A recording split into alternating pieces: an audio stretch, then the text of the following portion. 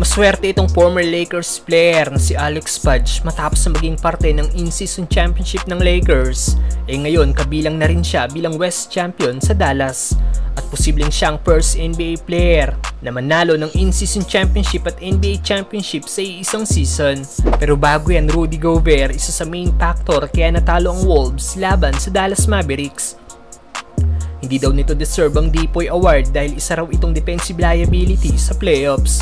Marami nag-expect na Wolves ang mananalo sa series nila sa Dallas dahil pinataob nilang defending champion na Denver Nuggets sa second round ng playoffs. Pero sa first 2 games pa lang ay in-upset na sila ng Dallas sa kanilang mismong pamamahay na siyang nagbigay momentum sa nasabing team. Isa sa sinisisi ng mga NBA fans kung bakit natalo ang Wolves sa Dallas ay dahil sa low output game ng current Depoy na si Rudy Gobert. Na ayon sa NBA analyst at former NBA player na si Kendrick Perkins, isa raw defensive liability si Rudy Gobert. Maging ang former NBA champion na si Paul Pierce ay ito rin na naging pahayag. Maging ang mga numero ng 3 times All-Star ay bumagsak sa series sila sa Dallas mula sa 14 points, 12.9 rebounds at 2.1 blocks per game na average niya noong regular season ay lumilay nga po ito sa 11.8 points, 7.6 rebounds at 0.8 blocks na average niya noong series nila sa Dallas.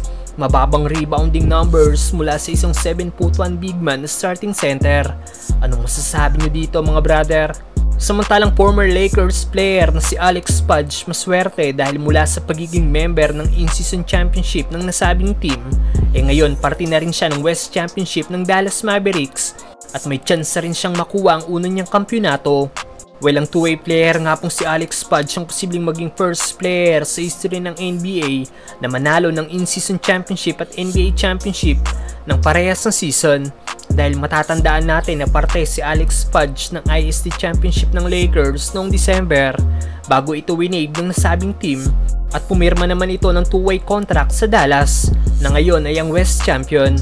After nga pong mag-sign sa Dallas, ginugol nga po ni Pudge ang paglalaro nito sa G-League team ng Mavs na Texas Legends.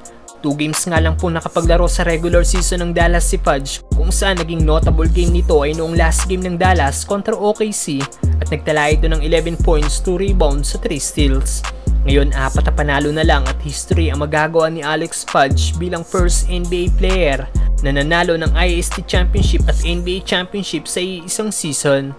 So it's game number 82 as that is a drop.